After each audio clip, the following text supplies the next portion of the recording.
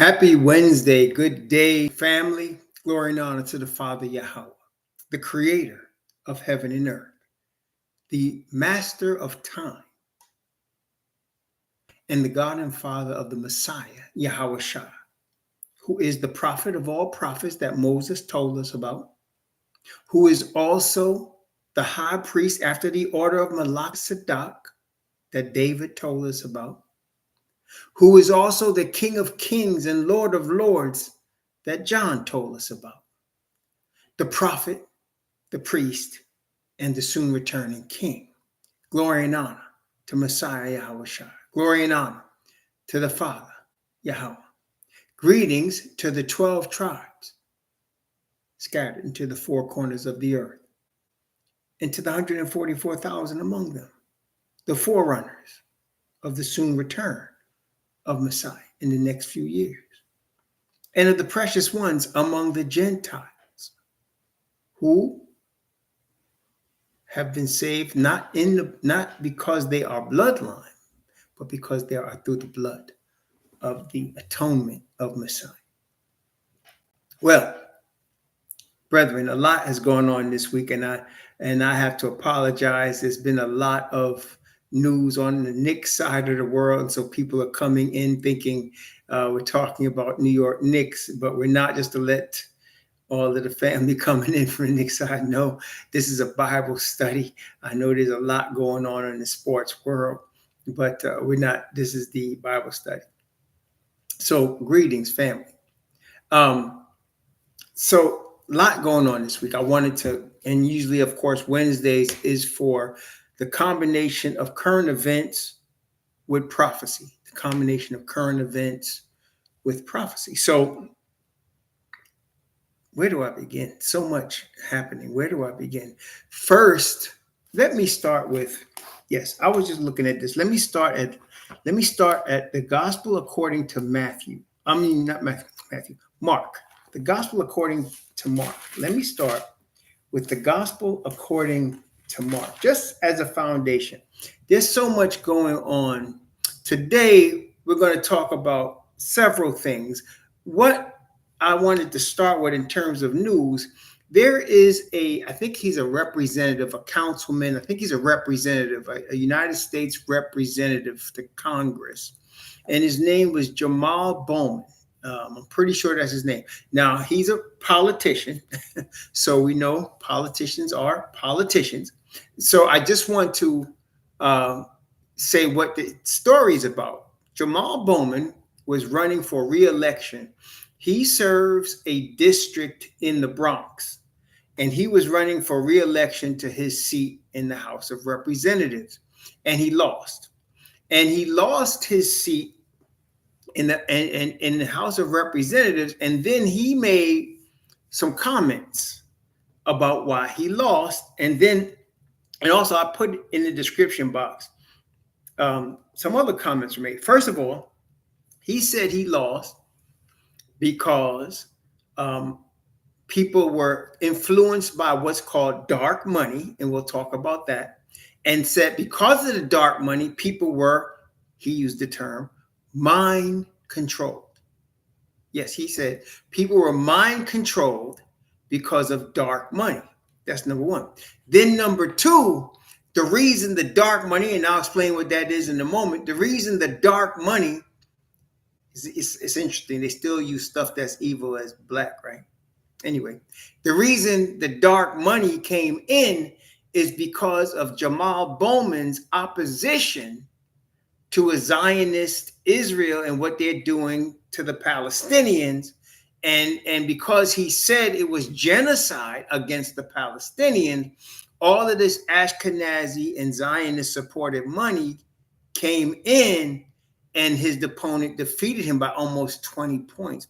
In an area they were saying, and I'm not expert on this, I'm just going by what I'm reading in this particular case, but in a district that guys like him always win. But he lost by 20 points. And he said it was because, and others say, yes, there was a lot of dark money. They said, now, in the House of Representatives, I think the person that first that's elected to the House of Representatives earns about $175,000 a year. That's not bad money, right? $175,000 a year. That's how much the representative earns in the House of Representatives. But somebody, dark money, contributed $25 million to his opponent so that his opponent could advertise against him. Now let's talk about dark money. Dark money is a political contribution from anonymous donors. Now, what does that mean? That means any billionaire or any group of people can form a nonprofit organization and contribute any amount of money they want to any politician they want to without being known. Now, this is a departure from, I would say, at least 200 years of American history whereby people were not allowed to do that. And the reason they weren't allowed to do that until now is because the founding fathers thought that if they could do that, then they can buy elections, and then by extension, they could buy politicians. That the rich and powerful can buy elections and buy politicians. But just a few years ago, the Supreme Court of the United States made dark money legal. So that as a result, I don't think I'm telling you anything you don't understand, but as a result, or that you don't know exists, elections can be bought and politicians can be bought. Okay? That's the first premise I wanted to bring out tonight. So elections can be bought and politicians can be bought. I mean, does it make sense to you? Does it make logical sense that if you're a politician, the group of people that are going to contribute the most to you are the people that you're going to answer to the most? Does that make sense, y'all? Am I saying something that doesn't make sense? Am I just talking in the conspiracy theory? Because everything I just told you is absolutely legal and is absolutely public. I'm not making anything up. So people can form groups and they call it dark money. That's what they call it. Just do a Google search on dark money. Very easy. They can create dark money where they can give whoever they want to, as much as they want to. As a matter of fact, very recently, Mr. Donald Trump just received $50 million in dark money. Nobody knows where it came from or who gave it to him. He got it though. Now, so that we understand the ramifications of that is that politicians can be bought and thereby elections can be bought by dark money. Now, that's premise number one for today. We're going to go into Bible references for this in a moment. But second thing Mr. Bowman said was that as a result of the dark money, people were mind controlled into voting for his opponent.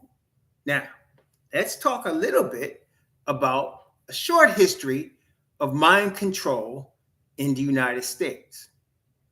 There was a program, and I say was because officially it doesn't exist anymore, officially.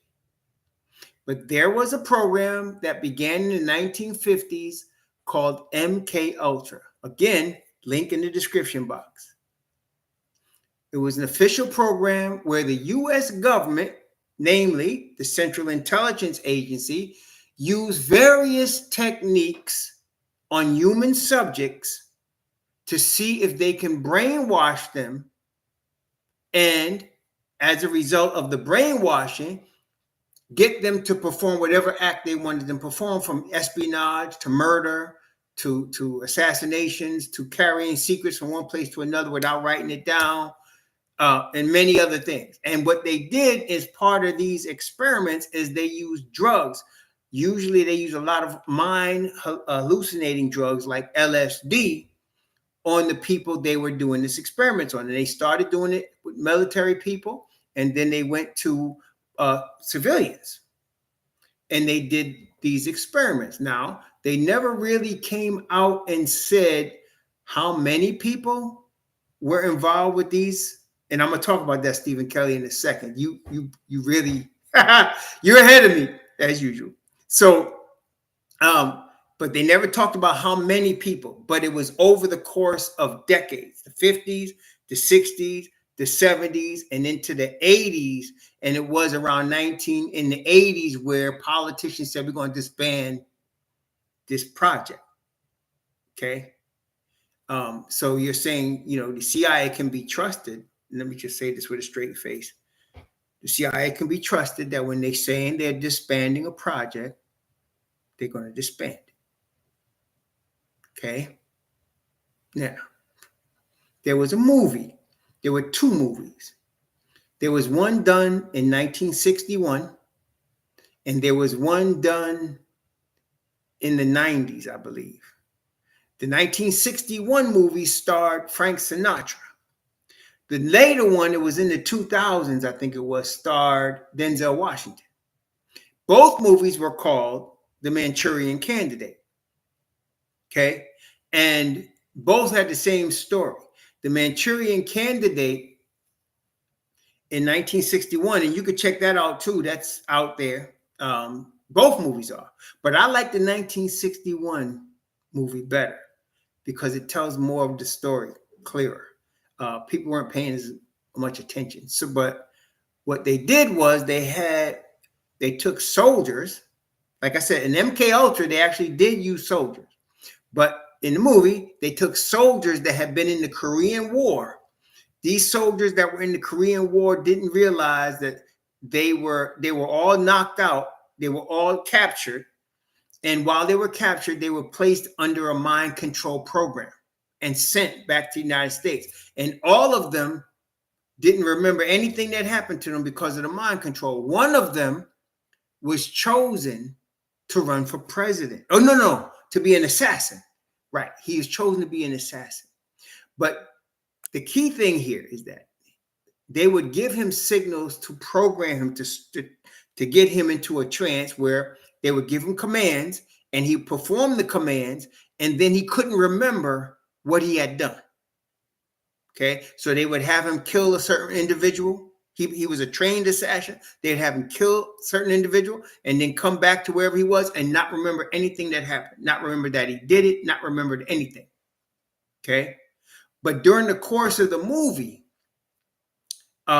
he actually ended up killing a politician. But in that movie, he was actually engaged to the politician's daughter. And in his training, he was trained to not leave any witnesses. So if he killed somebody and then somebody else was in the room, he was killing that person too. So he killed the politician and then the daughter was there and came downstairs and saw him. He saw her and he shot her. But the thing was, even though he shot her, there was something that triggered in his mind, and he knew that he had killed his fiance, but he also had no control to stop himself. So the difference here was that he remembered that he killed his fiance. At the end of the movie, when people figured Frank Sinatra was a star, figured out what was going on, homie killed himself because he knew he couldn't stop himself. This week, just like between Sunday and today, a man went on what they call a rampage. He walked into an apartment.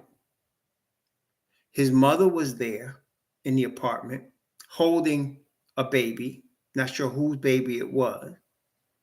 And her mother was in the apartment with her boyfriend. And the son came in, looked at his mother and said, "I'm sorry, Mom," and shot her to death. He said, "I'm sorry, Mom." Then he shot her to death. And here in Florida, I don't know about the rest of the country, but if you're paying attention, there has been a lot of shootings where people are killing their own family, killing their wives, killing their husbands, killing their children, killing their mother. And almost every instance, including this one, they talked about the person having mental problems, having had emotional or mental issues. I'm just telling you, it's happening a lot. Now, as we know also, last week, I think it was, the state of Louisiana made it a law, a state law, that the 10 Commandments will be posted in every public school.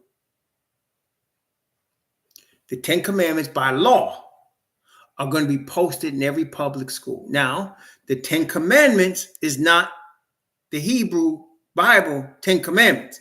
It's the Christian 10 Commandments by law. So basically, they made Christianity the law of the government. Okay? And it was said that they had did this before in 1980 and they overturned it. But now with the new Supreme Court, which just overturned abortion, it's a whole different game. And that Texas, Utah, and other states are also now going to pass this law. So let's combine everything I just said. We are now living in a time where politicians can be bought. We're living in a time where politicians and elections can be bought. We're living in a time where people are under mind control.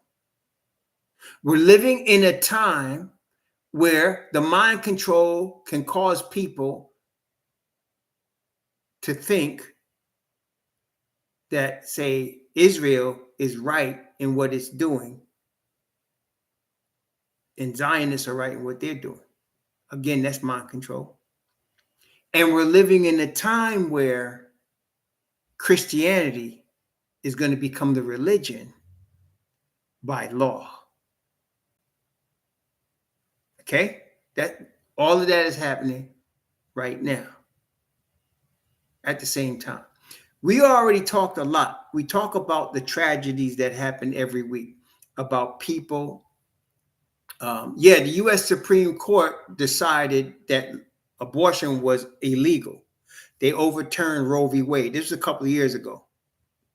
And now they're making decisions that are overturning a lot of previous decisions. So this decision about the 10 Commandments had been brought up before, but it was overturned in 1980. And now it's back. So here we are in a situation where the three Abrahamic religions control, like we talked about Christianity. Ashkenazis bought that election in New York. And we know that there's already Muslim countries where Islam is the law. And if you try to worship any other religion or you push your religion on anybody else that's not Islam, they will kill you. That's not no joke. And also, if you speak against Muhammad in any way, even if you're not in a Muslim country, they will try to kill you. So this is all happening right now. Right now. Now, back to the book of Mark. Mark chapter 12. Who was it? It was a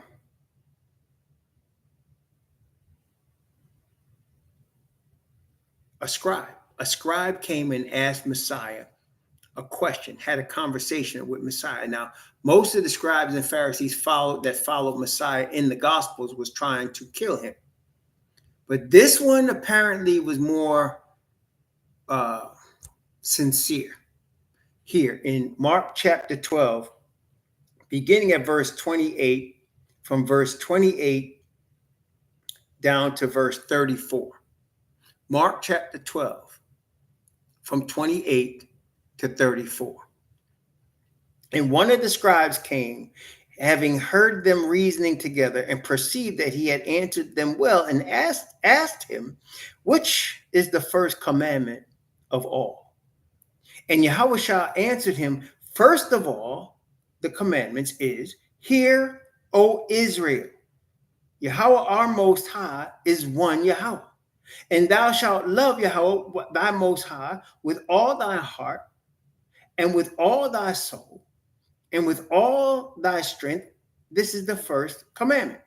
The second is like, namely this, thou shalt love thy neighbor as thyself. There is none other greater than these. And the scribe said unto him, well, master, thou hast said the truth. For there is one God, and there is none other but he. And to love him with all the heart and with all the understanding, with all the soul and with all the strength, and to love his neighbor as himself is more than all whole burnt offerings and sacrifices. And Yahushua saw that he had answered discreetly. And he said to him, thou art not far from the kingdom of Yahweh. And no man after that durst ask him any question. So, brethren, the first commandment, to love the Father with all your heart, your soul, your mind, your strength. And he said, hear, O Israel, right? The first four commandments commonly are understood to represent that precept. I am Yahweh, thy Most High, that brought you out of the land of Egypt, out of the house of bondage. Thou shalt have no other gods before me. Thou shalt not make unto thee any graven image or any likeness of anything that is in heaven above, or that is in the earth beneath, or is that in the water under the earth. Thou shalt not bow down thyself to them, nor serve them. For Yahweh thy Most High is a jealous Most High, visiting the iniquity of the fathers unto the children, unto the third and fourth generation of them that hate me, and showing thousands mercy that love me and keep my commandments. Thou shalt not take the name of Yahweh in vain. For Yahweh not hold him guiltless that taketh his name in vain. Remember the Sabbath day to keep it holy. 6 days shalt thou labor and do all thy work. But the seventh day is the Shabbat of the whole of Yahweh thy Most High. In it thou shalt not do any work, thou, nor thy son, nor thy daughter, nor thy manservant, nor thy maidservant, nor thy cattle, nor the stranger that is within thy gates. For in 6 days Yahweh made heaven and earth, the sea and all that in them is, and rested on the seventh day. Wherefore Yahweh blessed the Shabbat day and hallowed it. Now, in these four, we're acknowledging the Father as the creator of heaven and earth. We're showing respect to him in not misrepresenting his name or him. That's taking his name in vain. To misrepresent his name or him. We're showing respect. We're not trying to worship any image or any likeness of anything because of the first one. He is the Most High that brought our fathers out of slavery. When he said, I brought you out of the land of Egypt, out of the house of bondage, he's saying, I brought your fathers, I brought you out of slavery. And out of the house of bondage, out of the land of Egypt. Of course, let me just test y'all. What continent, again, is Egypt? What continent is Egypt? Is Egypt Russia? Is Egypt China? Where is Egypt? Mizraim is the real name, according to the Bible. So can we say also, I am Yahweh thy Most High that brought you out of the land of Africa from the house of slavery? So he's saying he brought our fathers out of slavery in Africa. And that we shouldn't have any other God but the God that brought our fathers out of slavery in Africa. Does that make sense? So to have a mind whereby to glorify your creator is the first thing, the highest thing. It is the thing to keep your mind balanced. To glorify the creator. To not want to misrepresent who he is and taking his name in vain. To rest because he's the creator. See, he wants us to rest. That's what the Shabbat is. Rest. Because he's the creator. To understand these things keeps your mind from being controlled by any other entity. Because look, what we just talked about, mind control, political corruption, in that politicians and elections can be bought and sold. The promotion of falsehood as truth. Mind control, where people are actually being trained to murder, whatever the motive is in terms of why they do it. For example, Fortis, Arkansas. Did y'all hear about that one? A truck driver with a master's degree. That's what I'm going to tell you what I know so far. I obviously don't know it all because it just happened. I think it happened for Juneteenth celebration. But the gentleman was from a nearby town, went to a nearby high school, got a master's degree, and owned his own trucking company. And he pulled up at a local supermarket with a shotgun. Shotgun's a powerful gun. You get hit with a shotgun, you done, right? And he just started blasting people. Nobody knows why he did it. They're still trying to discern what the motive was. Everybody has a reason for doing something, but nobody knows why he did it. He can't even say. Brethren,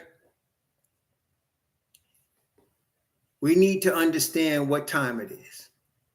That's what I'm saying here. We need to understand what time it is. And let me say again something that for the average person they're not going to get, but for those of you, the brother David, Superstar, Kelly, Gary Joseph, Lonnie, Francis, Blue, y'all going to understand. Omar, y'all going to know the highest level of cleanse of mind that you could have is to be dedicated to give glory to the Heavenly Father. Can't get no higher than that. To understand who he is. To understand who he is as the creator, the one that made the sun, the moon, the stars, the firmament, us. To represent him in his righteousness and mercy and love. Truth. To know who we are in relation to him, in that he freed our fathers from slavery. Brethren, we're in slavery again. You know that, right? We're still in slavery.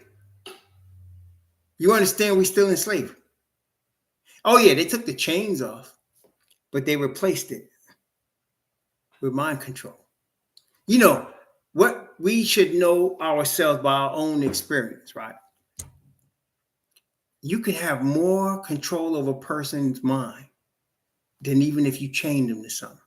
If you control the mind, you got everything. When they took the chains off us, it was with the promise that we was going to get, first of all, freedom. Second of all, 40 acres and a mule. We got neither. What we ended up getting was Jim Crow and white supremacy and white Jesus. We're still enslaved. Only thing is, a lot of us don't realize it. That's right. That's exactly right. Omar Yashamar, he said it. I can't say any better than he just said. They took the chains off our ankles and they put it on our brains. But in the awakening that we're now in, we're being freed. We're being freed now. You understand? We're being freed because we don't have a false god or a religious system that we're worshiping. Do we? What we have, we understand we're part of a scattered nation.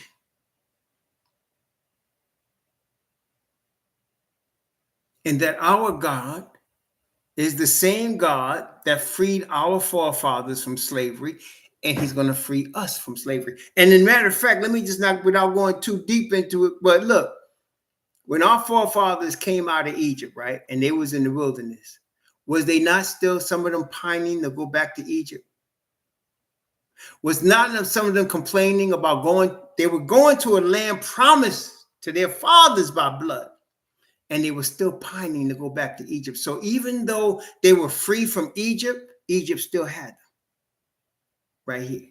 Matter of fact, after Solomon died and Rehoboam, his son, became king, and then there was a split with Rehoboam and the tribe of Benjamin, and the other 10 tribes went with Jeroboam, the son of Nebat. What did Jeroboam do? He set up 2 golden calves, one in Shiloh, in Ephraim's tribe, and one in Dan. 2 golden calves. Where'd they get the golden calf worship from? That was back to Egypt. That was back to Egypt.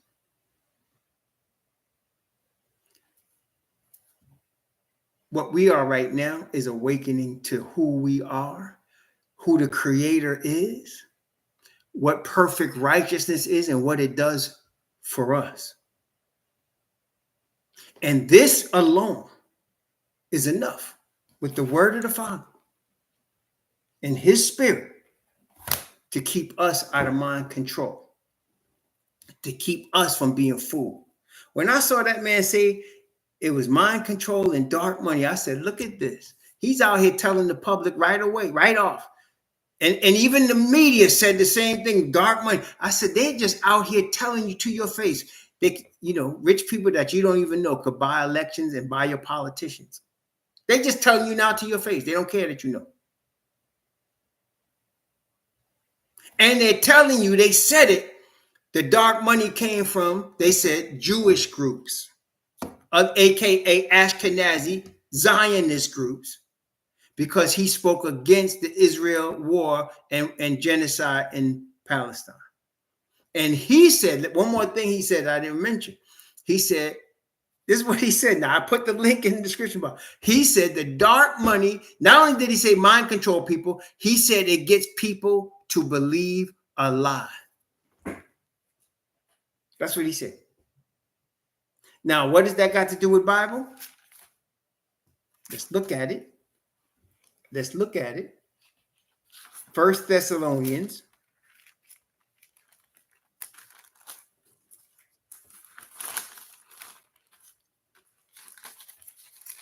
Let me find it.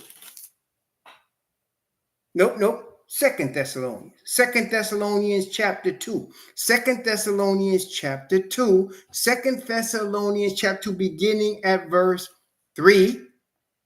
And going down from verse 3 down to verse 12. Yes. 2 Thessalonians chapter 2 from 3 to 12. Watch this.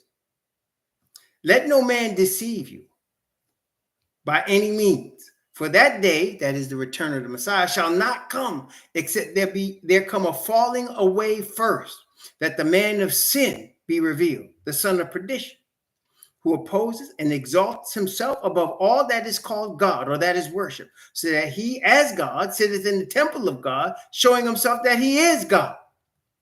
Remember ye not that when I was yet with you, I told you these things? And now ye know what was holy, that he might be revealed in his time. Now we know who that is, and we know it's been revealed, and we know where it's abiding, right? We just talked about that. For the mystery of iniquity doth already work. Only he who now letteth will let until he be taken out of the way. And then shall that wicked be revealed, whom the master shall consume with the spirit of his mouth, and shall destroy with the brightness of his coming. Even him whose coming is after the working of Asatan, with all power and signs and lying wonders, and with all deceivableness of unrighteousness in them that perish, because they receive not the love of the truth, that they might be saved. They receive not the love of the truth. See, love of truth is something we must receive. They receive not the love of the truth, that they might be saved. And for this cause, the Most High shall send them strong delusion, that they should believe a lie, that they all might be damned, who believe not the truth, but had pleasure in unrighteousness. Yes, brethren. Always follow truth. Always follow the ways of our Heavenly Father and do his commandments and do what he says. That's the only way we can stay unbrainwashed, undeceived, unfooled by the things that are happening out here. And not worried, because we know it's about to be over shortly. We're seeing all these things happening at the same time, brethren. Along with the natural disasters that we're seeing also every week. Couple went on a Mecca trip. You know, Muslims, if they can, once a year in their lifetime, they go to Mecca, Saudi Arabia.